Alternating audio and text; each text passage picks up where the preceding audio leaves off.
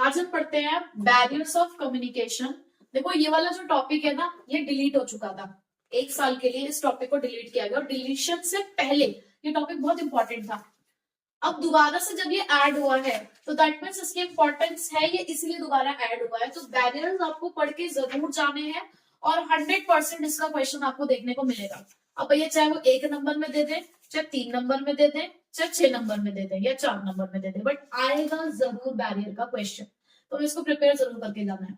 इनके हमारे 4 एलिमेंट होते हैं, मोटिवेशन, सुपरविजन, लीडरशिप और कम्युनिकेशन।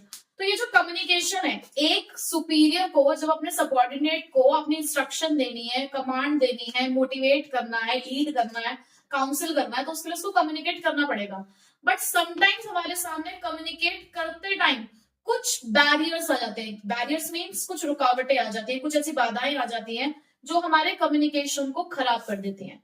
तो हम यहाँ उन्हीं बैरियर्स के बारे में पढ़ेंगे कि वो कौन कौन से ऐसे बैरियर्स हैं जो कम्युनिकेशन को खराब करते हैं। तो हमारे पास ऐसे 4 बैरियर्स हैं: semantic barriers, psychological barriers, organisational barriers और पर्सनल बैरियर्स। ठीक है, तो 1 बाय 1 हम उनके बारे में पढ़ते हैं कि कौन कौन से बैरियर्स हैं। पहला सिमेंटिक बैरियर। सिमेंटिक को लिंग्विस्टिक बैरियर भी कहते हैं।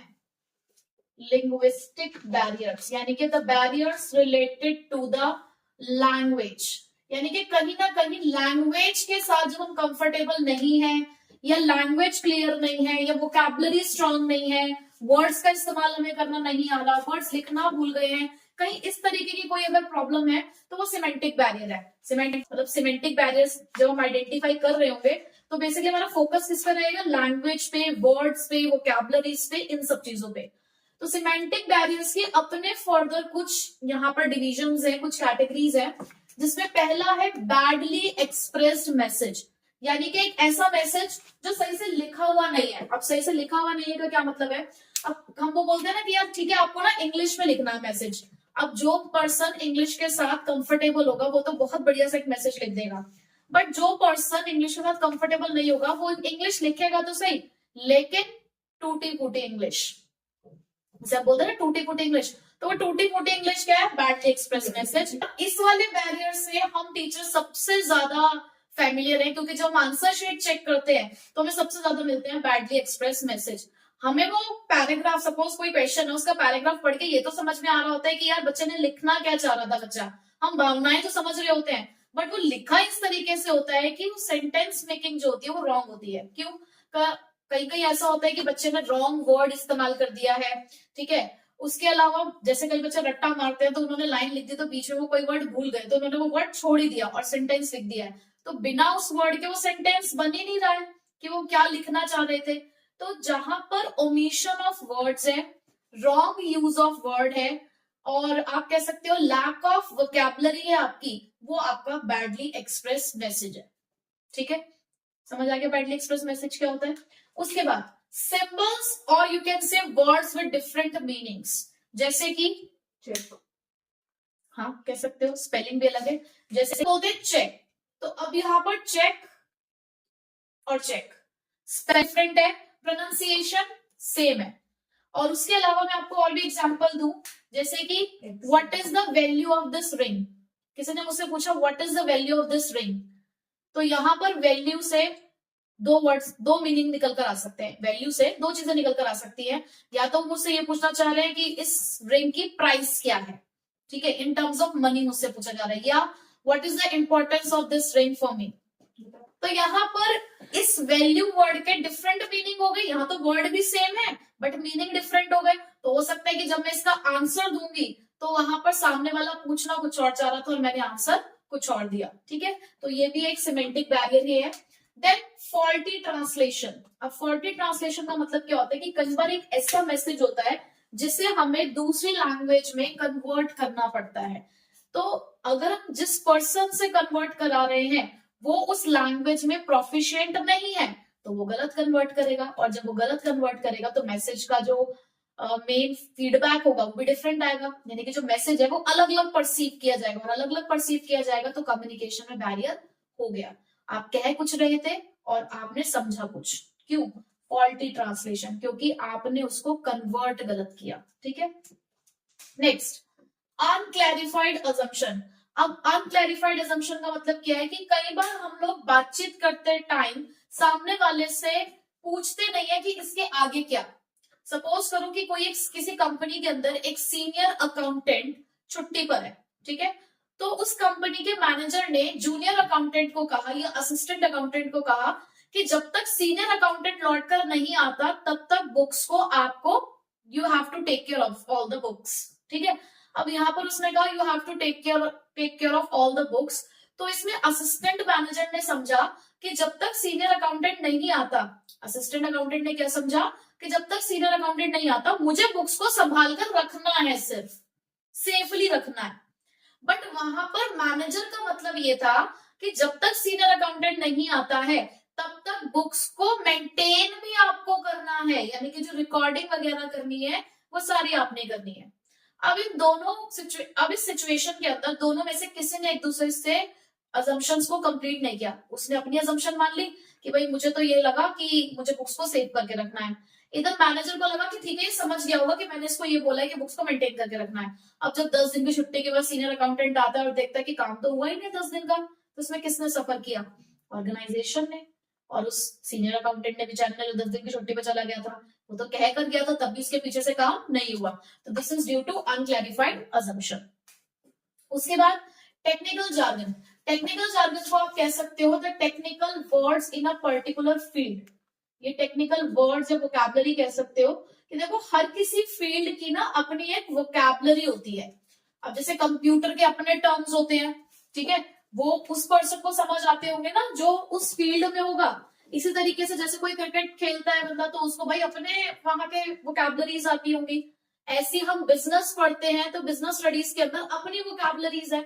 तो अगर मैं आपको इसका एग्जांपल दूं कि एक प्रोडक्शन मैनेजर ने कहा कि collect all the material information from the purchase department, ठीक है, उसने कहा collect all the material information from the purchase department. तो अब उसका असिस्टेंट गया, पता करके आता है, वो कहता है कि परचेज डिपार्टमेंट के पास 1000 यूनिट का रॉ मटेरियल रखा हुआ है। अब यहां पर जो प्रोडक्शन डिपार्टमेंट का मैनेजर था उसका कहना था कि सारी इंपॉर्टेंट इंफॉर्मेशन कलेक्ट करके लेकर आओ। हमारे बिजनेस स्टडीज में मटेरियल का मीनिंग क्या होता है? इंपॉर्टेंट भी होता है। लेकिन उसको क्या लगा कि मटेरियल का मतलब क्या है? Raw material. तो वो रॉ मटेरियल की इंफॉर्मेशन कलेक्ट करके ले आया। तो हर किसी फील्ड की अपनी अपनी वोकैबुलरीज है। अगर सामने वाला उस वोकैबुलरीज के साथ फेमिलियर नहीं है तो फिर से वही उसने डिफरेंट मीनिंग परसीव किया तो उसकी वजह से कम्युनिकेशन आपने देख ही लिया कि कैसा हुआ, गलत इंफॉर्मेशन कलेक्ट होकर आई, ठीक है। तो टेक्निकल जार्गन भी हमारे लिए एक सिमेंटिक बैरियर है क्योंकि यहाँ पे भी लैंग्वेज आ गई है, वोकैबुलरी आ गई ना।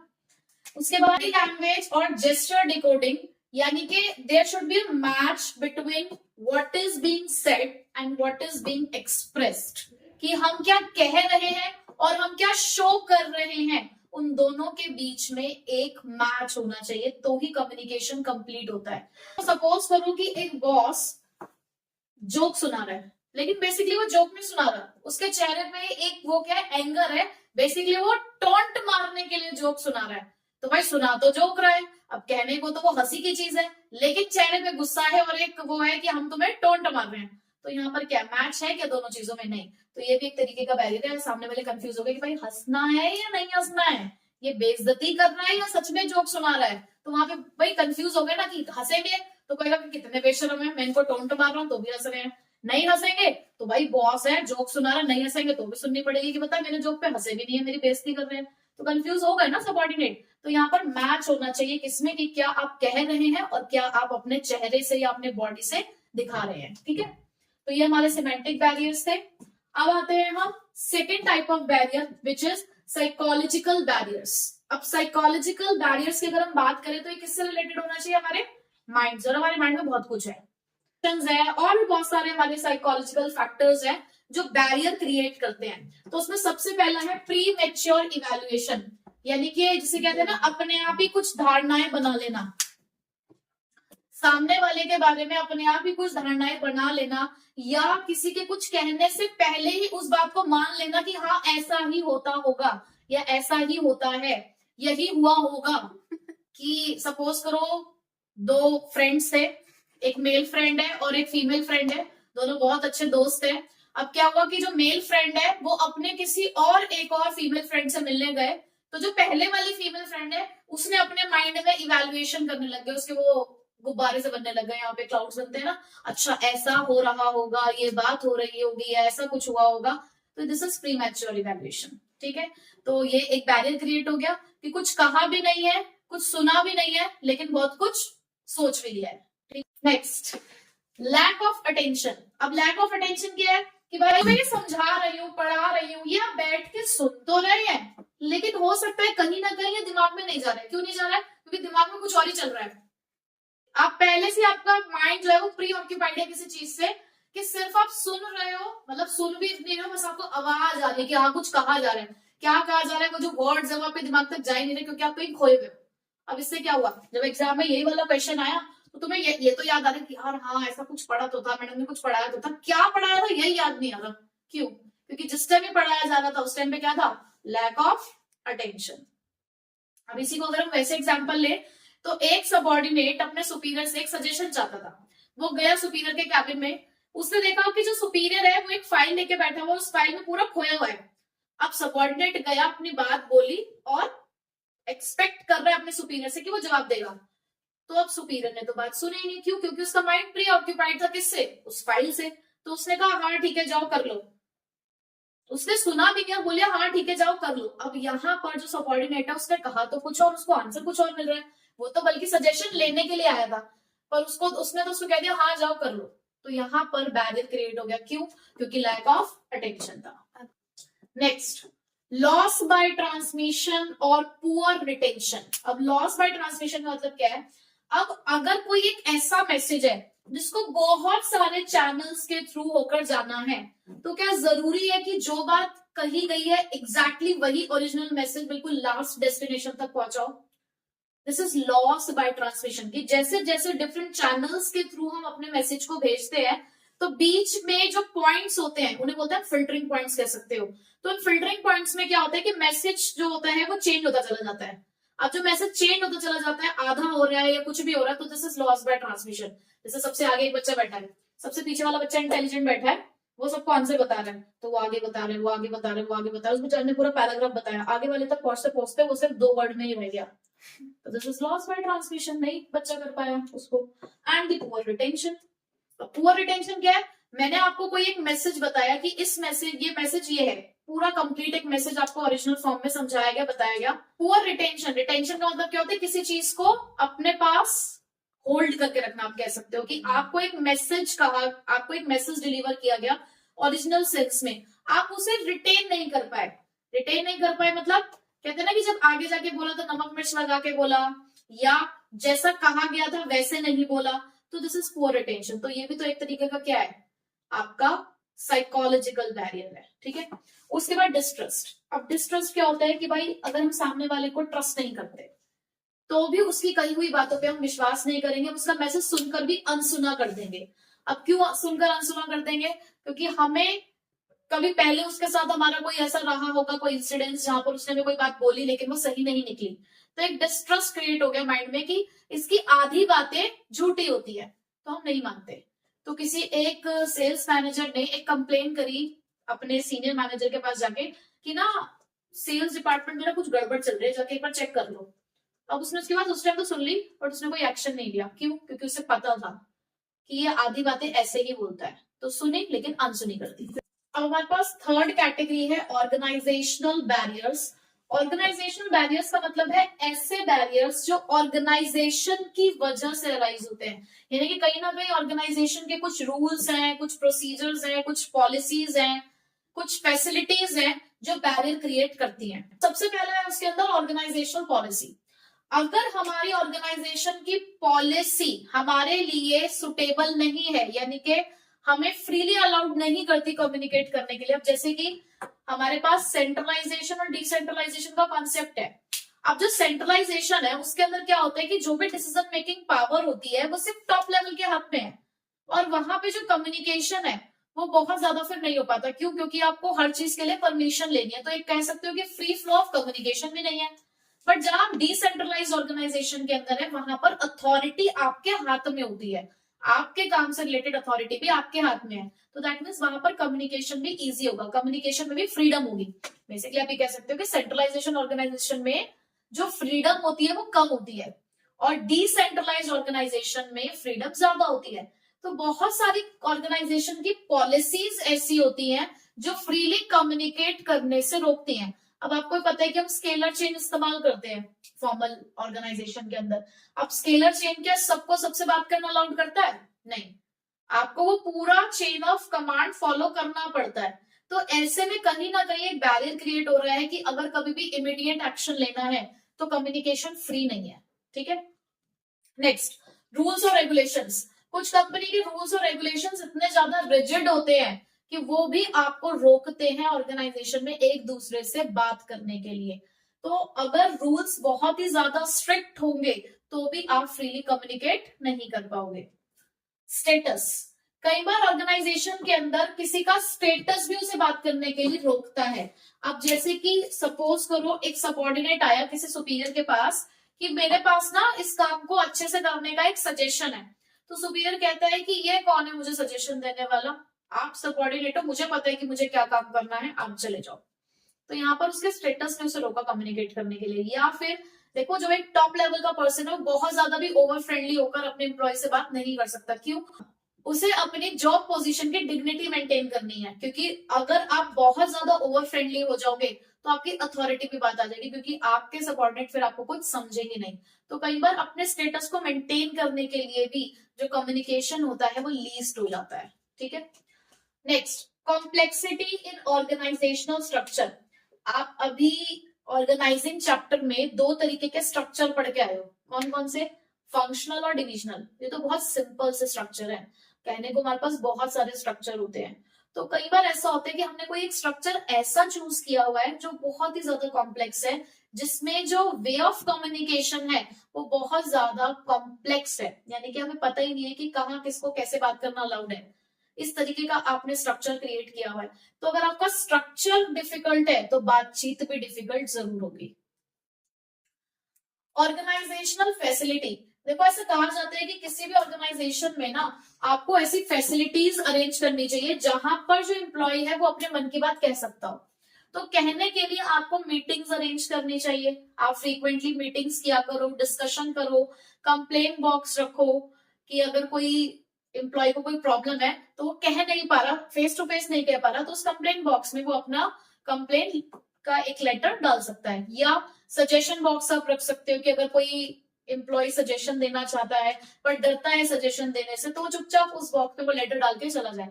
तो इस तरीके की फैसिलिटीज अगर आप देते हो अपने एम्प्लॉयज को तो वो फ्री फ्लो ऑफ कम्युनिकेशन में हेल्प करती है। लेकिन अगर आपका ऑर्गेनाइजेशन ऐसी किसी भी तरीके की फैसिलिटीज प्रोवाइड नहीं करता तो कहीं ना कहीं कम्युनिकेशन बैरियर है यहाँ पर भी। ठीक है, तो ये हमारे पास 5 ऑर्गेनाइजेशनल बैरियर्स थे जहां पर ऑर्गेनाइजेशन की कुछ चीजें हैं जो बात करने से रोक रही हैं। लास्ट हमारे पास है पर्सनल बैरियर्स, यानी कि हमारे खुद के ही कुछ पर्सनल फैक्टर्स हैं जिसकी वजह से हम कम्युनिकेट नहीं कर रहे हैं। तो पहला क्या है? The fear of challenge to authority.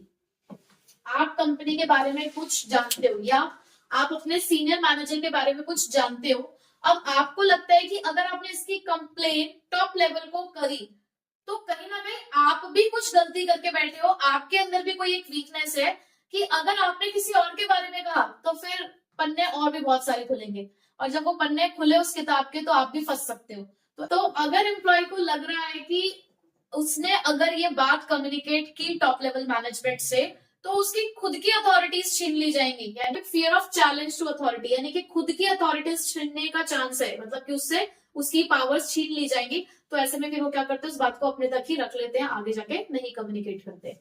उसके बाद next is the lack of confidence of a superior on a subordinates. कई बार क्या होता है कि हम अपने सबऑर्डिनेट की कॉम्पिटेंसी पे शक करते हैं कि हमें नहीं लगता कि ये ऐसा कुछ कर पाएंगे। तो किसी एक सबऑर्डिनेट ने कहा कि आप हमें टारगेट दो 1000 यूनिट प्रोड्यूस करने का, हम बना देंगे, आप चिंता मत करो, आप आराम से बैठ जाओ, आपको कुछ देखने की जरूरत नहीं है, हमारी रिस्पॉन्सिबिलिटी, हम ये काम कर देंगे। बट कहीं ना कहीं हमें ऐसा लग रहा है कि यार ये कह तो रहे हैं लेकिन कर नहीं पाएंगे।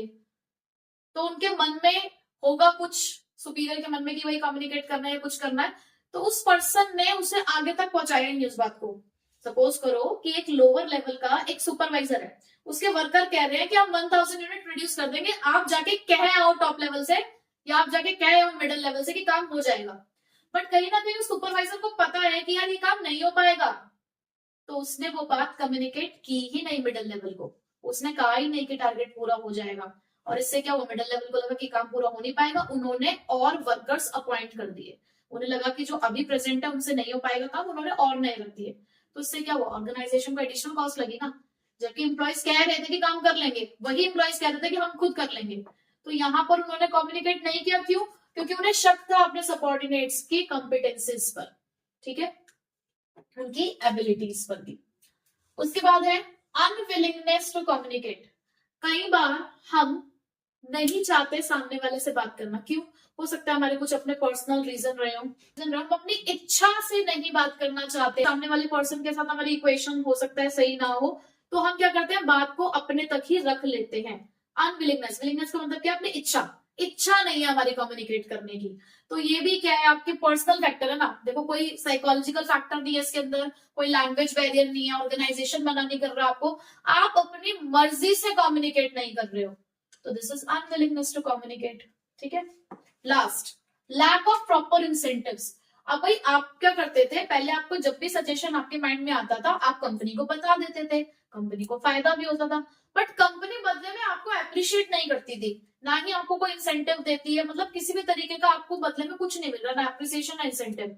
तो नेक्स्ट टाइम जब आपके माइंड में कोई आइडिया आया, आप बताने नहीं गए, क्यों? क्योंकि आपको दिख रहा है कि आपके काम के बदले में आपको कुछ मिल ही नहीं रहा। ऐसे कम्युनिकेशन का फायदा क्या, जिसके बदले में कुछ मिला ही नहीं।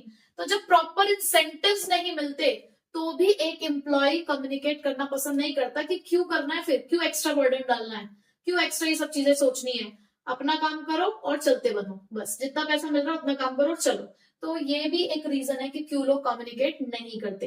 तो इन चारों में ही हमें अपने कुछ पर्सनल पॉइंट्स दिख रहे हैं, तो इसलिए कौन से वाले फैक्टर्स हैं, पर्सनल बैरियर्स। तो बैरियर्स जरूर पढ़ के जाना है, चारों कैटेगरी पढ़ के जानी है, ठीक है। अब ये तो हमने पढ़ ली बैरियर्स, अब हमें पढ़ना है कि किस तरीके से किसी कम्युनिकेशन को इफेक्टिव बनाया जा सकता है, यानी कि कैसे आप एक कम्युनिकेशन को अच्छा कर सकते हो, ठीक है। तो अब हमारा टॉपिक है इंप्रूविंग कम्युनिकेशन इफेक्टिवनेस, यानी कि किस तरीके से हम अपनी कम्युनिकेशन को इफेक्टिव बना सकते हैं, अच्छा बना सकते हैं। यानी कि जब भी आप किसी से बात करो, अभी आपको एटिकेट सिखाए जा रहे हैं कि जब भी आप किसी से बात करें तो इन बातों का ध्यान रखें। तो पहला है clarify the ideas before communication. हाल फिलहाल में फेयरवेल हुई, बहुत सारे नए लोग मिले, कुछ पुराने लोग से दोबारा मुलाकात हुई, तो अगर आप कुछ कहना चाहते हैं उनसे, तो clarify the idea before communication, यानी कि आपके माइंड में वो चीज क्लियर हो कि आप कहना क्या चाहते हो। कई बार होता है कि हमारे मन में कुछ और होता है, फिर मुंह से कुछ और निकल जाता है, तो आपको पहले पता हो कि आपको कहना क्या है। तो जब भी आप किसी से कम्युनिकेट करने जा रहे हैं, तो अपने माइंड में क्लैरिटी लेकर आओ कि आपका आइडिया क्या है वो मैसेज जो आप कम्युनिकेट करने जा रहे हो, ठीक है। Next, communicate according to the needs of the receiver. भाई देखो, अगर आप सामने वाले की जरूरत के हिसाब से बात करोगे तो ही वो बात सुनेगा, अगर बिना मतलब कि इधर उधर की बात करोगे तो वो नहीं सुनेगा।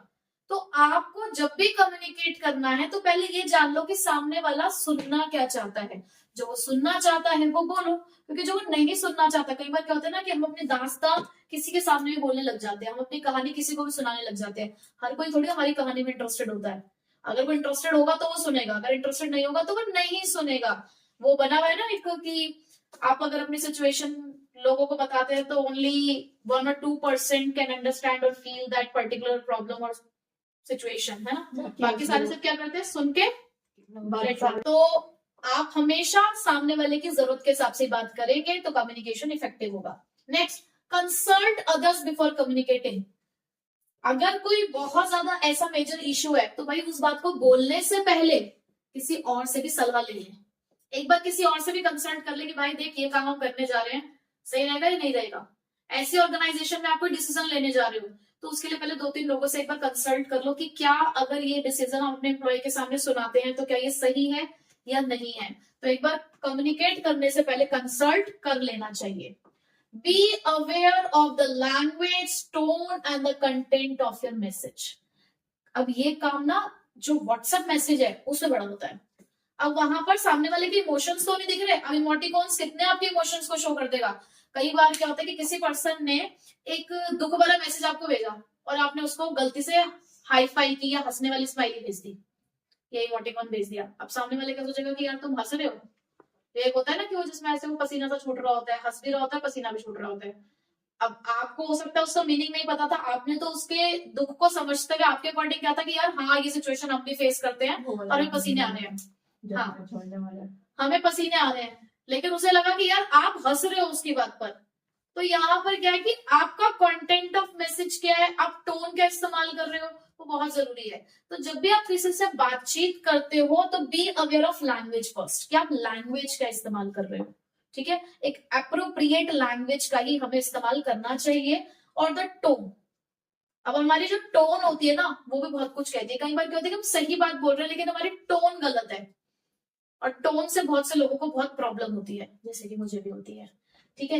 And the content of the message, और आपका मैसेज क्या है। तो इन तीन चीजों पे आपको बहुत वर्क करना चाहिए कि आप लैंग्वेज क्या इस्तेमाल करते हो, आपका टोन क्या है बोलने का, और आप मैसेज क्या डिलीवर कर रहे हो।